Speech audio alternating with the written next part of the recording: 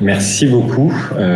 Simplement donc pour illustrer rapidement les propos de Monsieur Pratt-Marty, donc on a atteint en 2022 donc un taux de chirurgie ambulatoire à peu près à 62,8%, soit environ 4 millions de séjours, avec un potentiel ambulatoire national qui est estimé à encore 1,2 million d'interventions qui seraient transférables pour donc un potentiel à 81,82%, mais on y reviendra. Il y a une diminution de la durée moyenne de séjour en 2022 par rapport à 2019 et voilà, pour rappel, en 2017 il y avait un objectif de 70%, mais c'était avant la crise Covid, mais le Haut Conseil de santé publique définit toujours un objectif à environ 80%, donc, qui correspond au potentiel ambulatoire global. Donc après, je ne vais pas revenir là-dessus, mais donc c'est les propos de Monsieur Samuel Pratt-Marty pour la partie contexte, et je passe la parole à Monsieur Francis Raymondon pour la partie suivante. Bonjour à tous. Donc on a précisé précédemment qu'on est dans une démarche qui s'inscrit en continuité de deux démarches précédentes, en 2015 et 2017.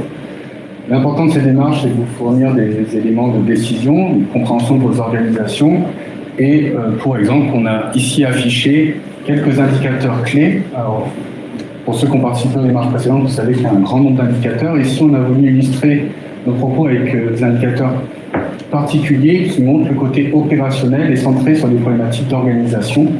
Donc ici, pour l'UCA, on présente trois indicateurs. L'attente pré-bloc supérieure à 3 heures, considéré être un indicateur d'alerte. Vous voyez, les jauges vert et rouge sont inversées. Ici, c'est plutôt un indicateur qu'on va souhaiter minimiser. Et on présente les résultats ici sous forme de déciles, donc une vue statistique de l'ensemble des établissements de la région. Et on pourrait ici s'intéresser par exemple au 8e décile, qui est souvent une valeur repère. Donc c'est la valeur atteinte par 80% des établissements.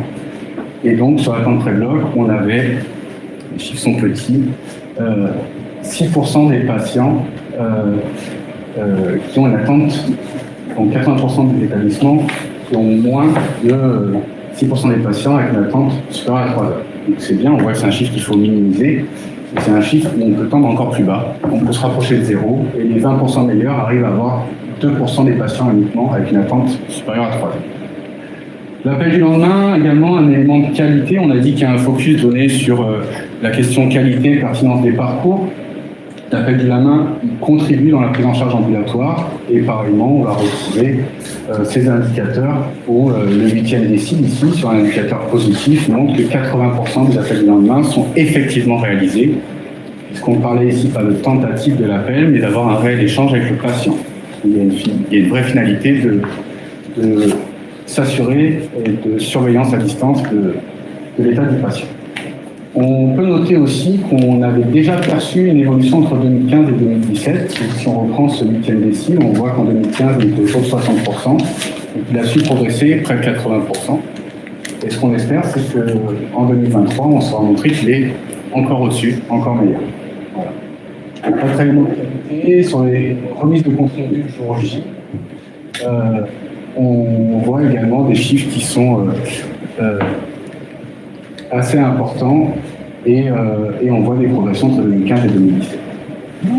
Si on avance sur la partie bloc, donc vraiment à titre d'exemple, dans tous les cas, on reverra dans les fiches de restitution et donc dans vos livrables plus tard, qu'on vous rappellera les anciennes valeurs, et vous pourrez, à la même manière que ce que je fais aujourd'hui, voir au niveau de votre établissement l'évolution sur l'ensemble des indicateurs. Également quelques chiffres clés et indicateurs clés sur les blocs opératoires. Très classiquement, on a représenté le taux d'occupation et le taux d'ouverture.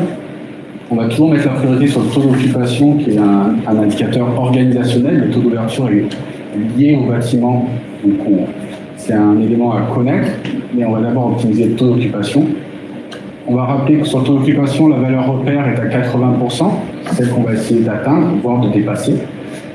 On voit qu'un certain nombre d'établissements y arrivaient déjà en 2017, qu'on avait un nombre important d'établissements situés entre 70 et 80%, qui sont déjà un seuil remarquable, mais qu'on avait un certain nombre d'établissements encore qui étaient en dessous de 70%, et sur lesquels on voit une marge de progrès importante, qu'on espère que les établissements en 2023 auront dépassé cette barre-là, où on définira avec eux des plans d'action pour aller dans ce sens. On montre que sur les blocs, on a également des indicateurs opérationnels détaillés, et on donne pour exemple les fins précoces. donc les vacations qui se terminent plus tôt que ce qui était prévu au programme. On redit en image ce qui a été évoqué sur le développement de l'ambulatoire. On voit que ce développement a continué de 2020 à 2022. On sait qu'il a eu une progression qui est moins forte que celle qui était attendue. Mais on a le constat aujourd'hui, en 2022, que la majorité des régions ont un taux d'ambulatoire moyen au-delà de 60%. Et ce que vous voyez à l'écran, y compris la partie basse de la diapositive, est extrait de la lettre Visushir de juin 2023, donc on est sur quelque chose d'actualité. Et ça rappelle un potentiel mesuré par Visushir et qui est en ligne avec l'HPSC, qui était un potentiel un peu au-dessus de 80% à 81,82%.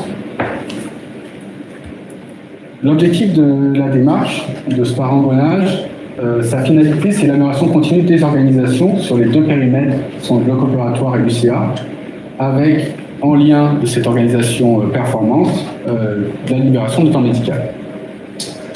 Pour arriver à cet objectif, la démarche de parangonnage va vous permettre d'analyser la performance de vos organisations avec, comme on l'a dit précédemment, des nouveaux champs thématiques. Alors, qualité, sécurité, pertinence des soins qui étaient déjà présentes, on va le renforcer, on va ajouter des éléments d'analyse sur ce périmètre. Le développement durable qui est réellement un sujet nouveau, qui n'était pas ou peu présent dans les précédents. Et puis également un sujet qui apparaissait un petit peu, mais qu'on va renforcer significativement sur la thématique du numérique autour de ces organisations. Ces analyses, on va pouvoir observer les évolutions réalisées pour les établissements qui ont participé à la démarche précédente. Et on rappelle que la finalité étant l'amélioration continue, on va aller jusqu'à, dans cette démarche, vous appuyer sur un dernier temps de démarche à définir ou actualiser vos plans d'action. Pour conduire cette démarche-là, on a un pilotage projet avec une équipe ARS, donc M. Miller, Mme Bono et Mme Ferré-Janico sur Limoges, et puis un renfort extérieur, donc Francis Raymondon, moi-même, Willy Garcia à mes côtés. Donc on va être dans la coordination générale du projet et particulièrement sur l'appui autour de l'UCA et Thomas Cazet et son équipe qui va davantage être à vos côtés sur le côté bloc, sur la partie bloc. Le calendrier, donc quelque chose d'important. On démarre aujourd'hui le lancement en juillet. Le cœur de cette démarche, ça va être la période de recueil. Là, on va observer votre activité. On est sur une activité qui va être sur le mois d'octobre, du 2 octobre au 29 octobre, qui est une période significative. La prochaine étape immédiate sera les formations qui se dérouleront en septembre, du 11 septembre au 22 septembre, et j'y reviens un peu plus tard. Ce qui est à rappeler, c'est que c'est une démarche qu'on veut efficace dans le temps pour pas que l'effort que vous allez faire du recueil d'informations, pour pas qu'il tarde à produire des résultats, que vous soyez rapidement récompensé de cet effort-là. Et donc, on va vous donner vos résultats très rapidement. 2 semaines après la fin du recueil, vous aurez une première version des résultats. Vous aurez un peu de temps pour les corriger, de travailler sur la qualité de vos données. Et on aura, dès novembre, des ateliers de lecture des fiches, c'est-à-dire un appui de notre part pour que vous appropriez complètement les résultats, pour arriver en décembre à la restitution régionale. Et on gardera sur le début de l'année l'appui méthodologique à vos côtés pour travailler en atelier sur la rédaction de vos plans d'action. On vous rappelle brièvement ce qu'est un parangonnage. Alors, je ne vais pas lire la diapo dans son intégralité, c'est aussi parce que le support vous est remis, mais il est à retenir que c'est un processus d'analyse comparative, une comparaison inter-établissement, avec une finalité qui est d'améliorer vos organisations, vous donner les éléments de décision pour travailler sur vos organisations. Si on le résume de manière plus synthétique, on retrouve ce principe de se comparer entre établissements. On ne cherche pas à récompenser les meilleurs, on cherche à identifier des meilleures pratiques atteignables, donc sur des points précis. Ça va servir de valeur repère qui va permettre à chacun, au regard de ses résultats et de ses meilleures pratiques atteignables, d'identifier des marges de progrès. Et c'est ces marges de progrès qui vont être le point de départ de la définition de vos actions d'amélioration. Donc, ça recouvre un peu la synthèse de ce qui vient d'être dit. On complète et on confirme que c'est une analyse qui est détaillée. On ne regarde pas des macros indicateurs. On va vous donner des clés de compréhension sur des pratiques organisationnelles, sur des éléments précis de la qualité de prise en charge ou sur le flux patient. Pour ce faire, on rappelle qu'on a un recueil de données détaillé sur 4 semaines. Ça veut dire quoi le détaillé? Ça veut dire que pour chaque patient qui passe par ce processus bloc ou ICA, on va avoir un certain nombre d'informations à recueillir. À côté de ce recueil principal par patient, on va avoir les vacations offertes pour les blocs opératoires et la présence des personnels soignants sur ces secteurs. Je rajoute qu'il y a un autre élément de recueil qui va être des questionnaires d'auto-évaluation autour de pratiques organisationnelles, et c'est particulièrement là qu'on va introduire des nouvelles observations, par exemple, liées au développement durable. On a un benchmark qui est double, en fait, sur 2 thématiques, bloc opératoire et unité de chirurgie ambulatoire. C'est vraiment important de se dire que c'est 2 démarches simultanées. Donc on va avoir 2 recueils détaillés qui est séparés. On va avoir une mobilisation des équipes, de 2 types d'équipes par établissement, des équipes bloc et des équipes d'unité de chirurgie ambulatoire. Et vous aurez 2 livrables distincts. Vous aurez des livrables pour le bloc et pour les unités de chirurgie. Mais le fait de faire une démarche simultanée, ça a aussi l'intérêt de pouvoir présenter dans chacun des fiches d'institution des éléments d'analyse croisée qui vont mixer les 2 parcours. Pour conduire ce projet, vous êtes l'acteur clé, l'établissement, et donc il y a une volonté de vous fournir un fort appui dans la réalisation de cette démarche. Donc d'abord avec de l'outil, avec un outil web dédié, qui va permettre une ergonomie pour des éléments de saisie manuelle. Je vous rassure, on n'attend pas une pratique majoritaire de saisie manuelle. Vous avez une vraie possibilité d'import de données depuis votre système d'information. Et puis, on intègre également des outils pour contrôler la qualité de données, pour permettre de vérifier que les données qui sont renseignées sont représentatives de votre qualité de terrain.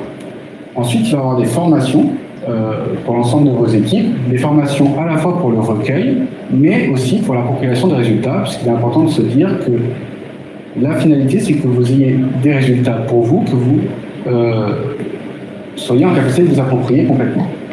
Et tout au long de la démarche, ça veut dire dès aujourd'hui, on a une hotline qui se met en place, donc une hotline qu'il faut contacter par mail, on verra ça à la fin, une hotline qui est technique, mais pas que.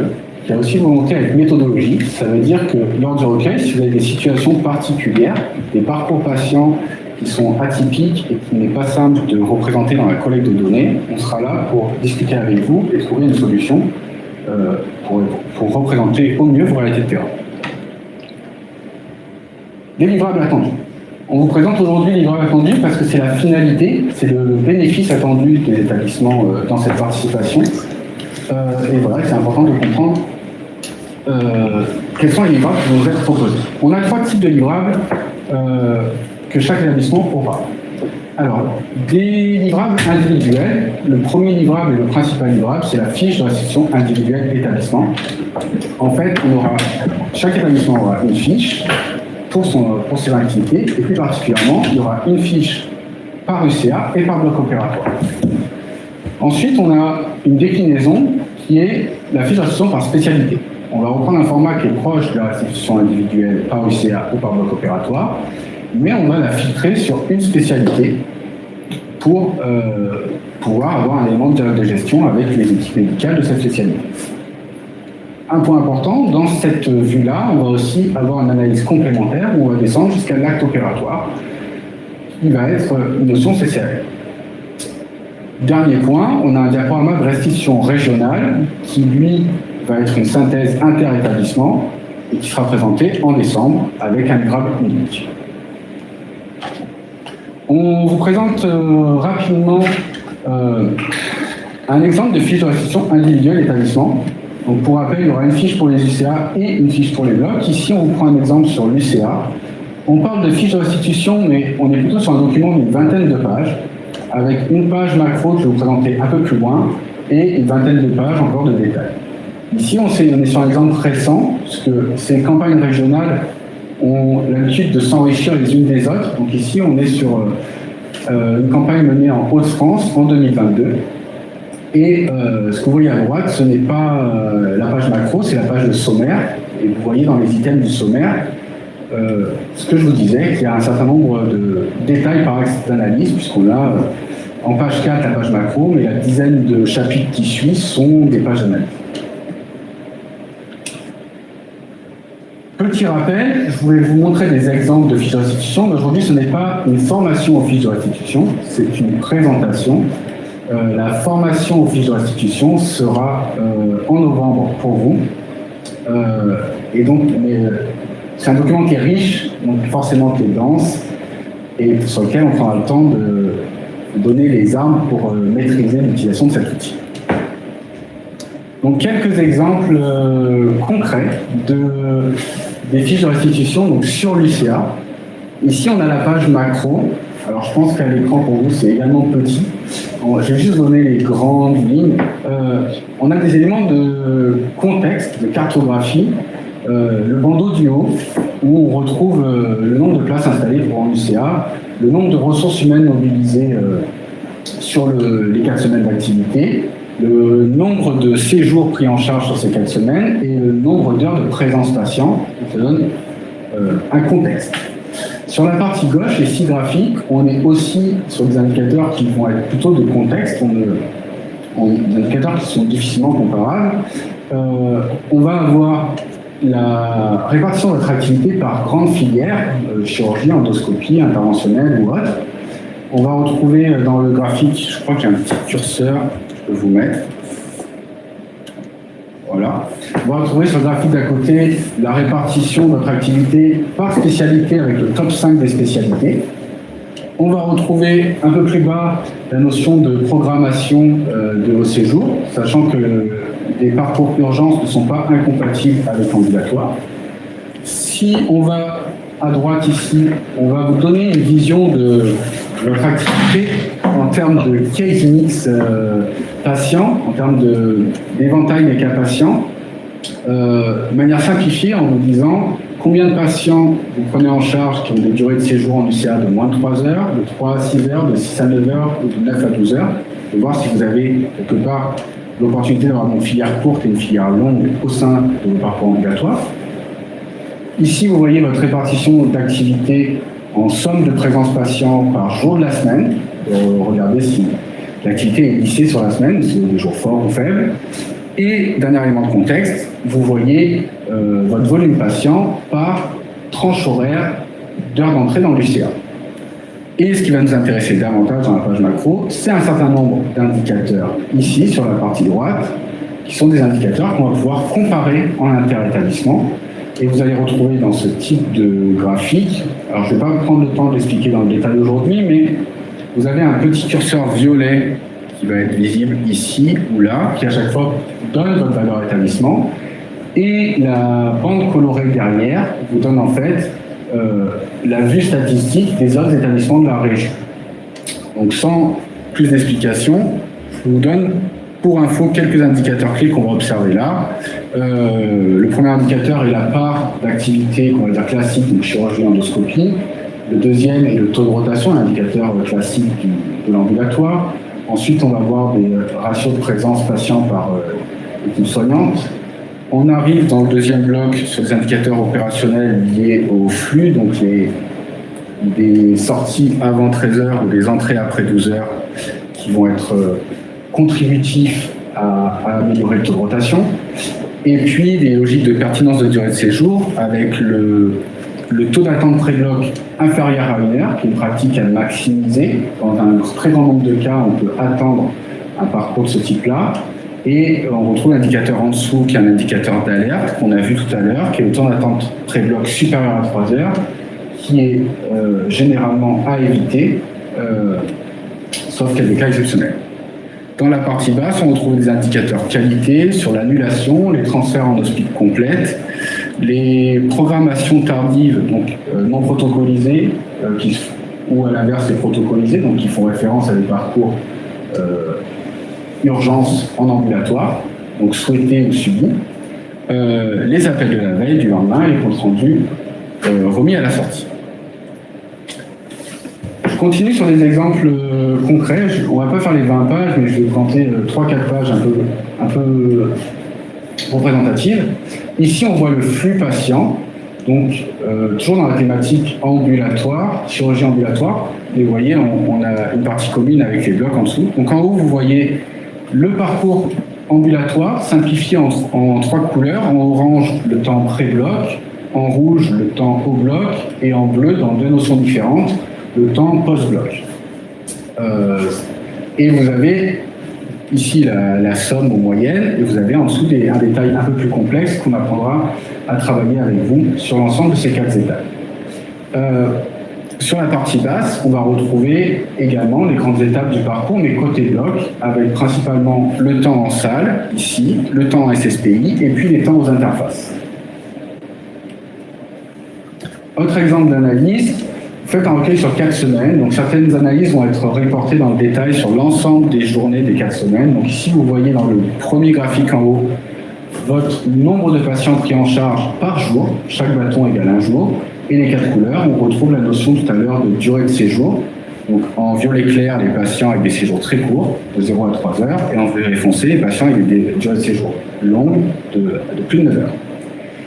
En bas, on est sur une autre notion, on est en fait sur une courbe de présence patient par tranche horaire. En fait, c'est pour ça que vous n'avez pas un bâton, mais une courbe.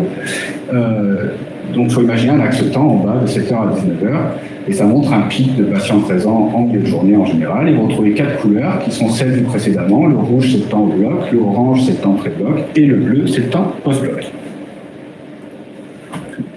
On continue sur encore une ou 2 diapos d'exemple. Ici, sur des indicateurs plutôt qualité, autour de l'appel de la veille et de l'appel du lendemain. Vous avez un indicateur de synthèse qui est comparé à l'échantillon régional sur la partie haute, et on retrouve en dessous des indicateurs détaillés par jour pour vous permettre d'aller comprendre vos situations particulières. Et là, on est sur un établissement générique, mais on se rend compte qu'on a quand même une situation particulière sur l'appel du lendemain le vendredi, qui est différent des autres jours de la semaine. Dernier exemple sur les fiches de restitution, donc sur les livrables. La restitution des résultats de l'auto-évaluation. Ici, vous retrouverez dans votre fiche l'ensemble des questions et l'ensemble des réponses possibles. Sur cette fiche-là n'apparaît pas, mais vous apparaîtrez à l'endroit où vous avez répondu.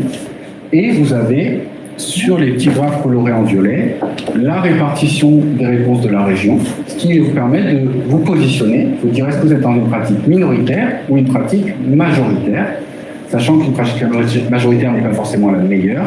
Vous avez à côté une petite échelle de couleurs qui vous indique les bonnes pratiques. On a vu la finalité, l'objectif. Pour vous, on va parler des moyens, des éléments de recueil, vous donner un peu de compréhension sur ces éléments-là. Les éléments de recueil qui vous seront demandés pour l'UCA et pour les blocs, vous aurez à chaque fois une fiche d'identité du service, un formulaire à remplir une seule fois au début de la démarche, qui va nous donner des informations générales, y compris le volume d'activité de l'année précédente, ce qui va pouvoir nous conforter dans le fait que les 4 semaines de recueil sont représentatives de votre activité. Ensuite, on va avoir la table de recueil principale qui est l'activité, qu'on a commencé à déjà évoquer. Pour chaque patient, un certain nombre d'enregistrements de données seront collectés.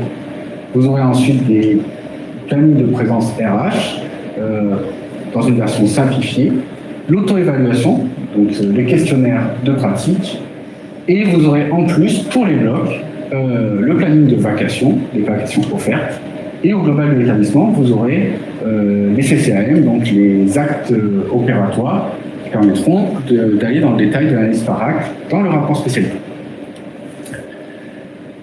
Il est important de se dire qu'on va être basé sur l'historique, sur vos précédentes démarches ou des démarches ARS récentes, et on va compléter, on va encore améliorer notre démarche avec un groupe de travail établissement qui a été composé pour travailler courant de cet été sur l'évolution de certains éléments de recueil et certains éléments de restitution. Donc, vous avez en bas de page l'ensemble des éléments, une dizaine d'établissements qui ont donné leur accord pour travailler avec nous sur l'évolution du recueil. Je laisse à l'écran un instant pour que les uns et les autres puissent s'identifier. De toute façon, vous êtes au courant si vous êtes concernés. Voilà, on a une diversité en termes de taille d'établissement et de représentation publique-privée. L'idée, c'est d'avoir une démarche collaborative et représentative des établissements de la région. J'avance donc sur l'exemple d'un élément de recueil. Je commence par l'UCA qui est la plus riche. Alors, pas pour vous faire peur, pour prendre le temps de l'explication, sachant que on va rentrer dans le détail dans les temps de formation. Aujourd'hui, c'est un temps d'information. Donc sur l'exemple de l'UCA, je vous présente à droite le bordereau papier. Je vais zoomer ensuite pour qu'on puisse lire les champs. Donc ne plissez pas les yeux, essayez pas de lire sur ce format-là. Je le présente parce que c'est simple d'en discuter autour de ce format-là, mais je rappelle qu'il est complètement possible, et chaque fois que ce sera possible, il faudra le faire, d'avoir de l'import puis des systèmes d'information. Le document se présente sur le CA en deux colonnes, une partie programmation et une partie réalisation. La partie programmation est à remplir avant le début du séjour, dès qu'il est programmé ou au plus tard la veille, et la réalisation le jour J. Donc ça découpe l'effort de saisie déjà en deux temps. Je rappelle de l'expérience qu'on a dans l'accompagnement des benchmarks et des parangonnages, on va toujours travailler sur un équilibre entre l'effort de saisie et la valeur, la finalité pour vous de l'analyse des données. Donc c'est des choses qu'on reprendra avec le groupe de travail, à toujours qu'une saisie de données crée une valeur significative pour l'établissement. Si on va dans le détail de l'UCA, qu'est-ce qu'on retrouve comme champ? Bien évidemment, la date de prise en charge, un identifiant du patient, l'âge du patient, la spécialité chirurgicale ou endoscopie concernée, la filière, donc chirurgie, endoscopie, interventionnelle, soins externes, chimio et autres. Les notions de programmation, on retrouve les notions précédentes, programmé, ajouté, tardif, et où le tardif est décomposé en deux catégories, protocolé ou non protocolé. Voilà. Ensuite, on arrive sur les questions. Donc tout ça, on est en programmation, donc avant le jour, avant le séjour. On parle de préparation du séjour, s'il y a une consultation paramédicale, une ordonnance de sortie remise avant le séjour. Est-ce qu'il y a une consigne de jeûne moderne qui a été passée aux patients également? On peut avoir des notions de prévision des heures. Alors l'heure d'entrée en UCA, généralement, c'est assez systématique, mais l'heure de départ au bloc ou l'heure de sortie UCA, est-ce qu'elle est prévue? Vous allez avoir sur les formulaires papier des petits triangles jaunes parce que ça veut dire qu'il y a des événements qui pourront être non existants. Si vous ne prévoyez pas l'heure de sortie, vous ne la renseignerez pas. Ensuite, on va arriver encore dans la programmation sur les appels de la veille, savoir comment ils se sont déroulés. Et on terminera la programmation par la possibilité d'annuler le séjour avant J-1 ou entre J-1 et J0. Quand on arrive sur la partie réalisation, donc le jour J, on va vous demander s'il y a une prémédication anxiolytique qui a été réalisée, est-ce qu'il y a une préparation infirmière en UCA significative avant son départ au bloc, les modalités de transport aller et retour, donc logique patient debout ou patient couché. Ensuite, un point important dans les éléments de détail, on a vu qu'on a une approche flux, donc on va tracer un certain nombre d'événements du parcours patient, l'entrée en UCA, le départ au bloc.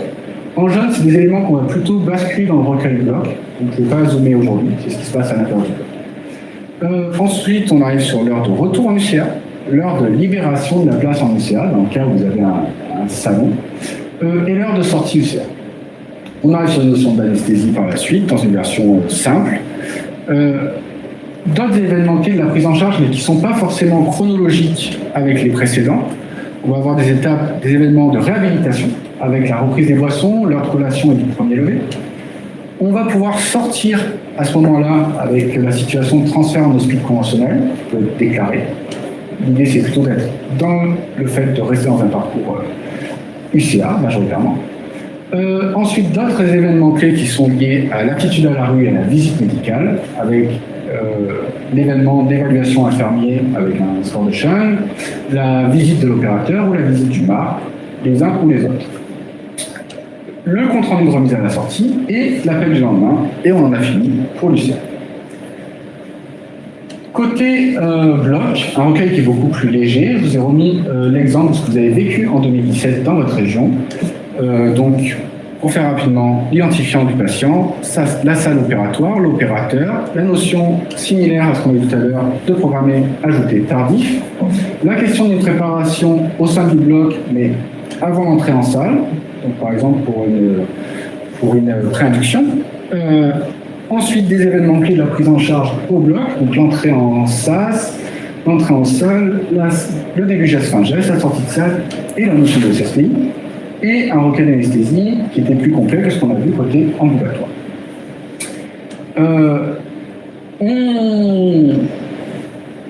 On pense proposer au groupe de travail d'ouvrir le champ sur des questions qui vont être liées à la RAC, principalement, et de voir si on ajoute dans le recueil bloc des éléments du type ce qu'on voit sur la gauche, l'usage d'un hôtel hospitalier, des logiques de patient J0, donc le patient qui arrive le jour J, comme de l'ambulatoire, même s'il est dans un parcours hospital complet.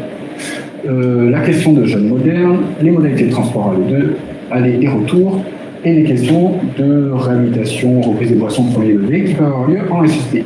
Et puis on observera plus précisément la destination, donc UCA bien évidemment, domicile, HC, mais aussi le focus soins critiques, ce qui peut être intéressant dans le cadre de la réforme actuelle. Donc ce recueil vous sera à réaliser au sein d'une plateforme web qui est dédiée au parangonnage ou benchmark. Cette plateforme web, vous la voyez ici, et vous allez pouvoir mettre en pratique lors des formations de septembre. Donc je vais tout de suite parler des formations qui est l'étape suivante, la prochaine étape principale. Le calendrier, donc pour rappel, les formations vont se dérouler du 11 septembre au 22 septembre, donc soit les formations étalées sur 2 semaines. Sur ces formations, avant ces formations, dès fin août, on vous mettra à disposition une capsule vidéo de 30 minutes qui présente les fonctionnalités de la plateforme et vous donne des conseils d'usage, des bonnes pratiques pour conduire le recueil. Ça vous permet un apprentissage autonome, si vous le regardez avant, ou ça vous permet un rappel des consignes si vous le regardez après. Parce que le vrai temps de formation, c'est une session pratique de 45 minutes. Donc chaque équipe, chaque établissement et chaque équipe, c'est-à-dire qu'un établissement qui aurait 3 blocs, s'inscrira à 3 formations. Et dans tous les cas, un établissement qui a un bloc initial s'inscrit à 2 formations différentes pour les blocs et pour l'initial. C'est un temps individuel pour avoir un vrai appui. Donc pendant 45 minutes, on va vous compagnonner sur un temps de pratique. Il y aura également une formation spécifique DIM-DSI, mais qui, elle, alors DIM et services informatiques, pardon, qui, elle, se déroulera en interétablissement, puisqu'on va plutôt être dans des situations de questions-réponses et non pas de pratique. Cette formation-là se concentrera sur les exports de données. Pour s'inscrire à cette session pratique, donc vous aurez à choisir une journée et un créneau horaire parmi les 2 semaines proposées. L'outil de réservation va être mis en ligne semaine prochaine, mardi 12 juillet. Et pour pouvoir avoir accès à cet outil de réservation, on vous invite dès à présent à vous inscrire à la mailing list.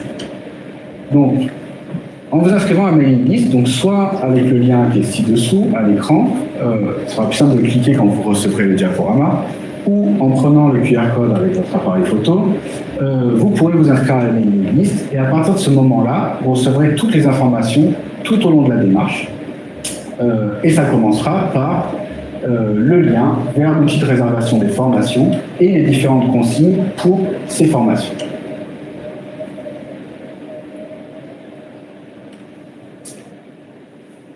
Donc dans les consignes pour les formations qui seront rappelées dans le mail pour accéder à l'outil de réservation, mais qu'on va quand même insister aujourd'hui à l'oral, les participants attendus pour côté UCA, on aura le cadre soignant de l'UCA qui a un rôle de coordonnateur du recueil, qui va souvent être notre interlocuteur privilégié côté UCA.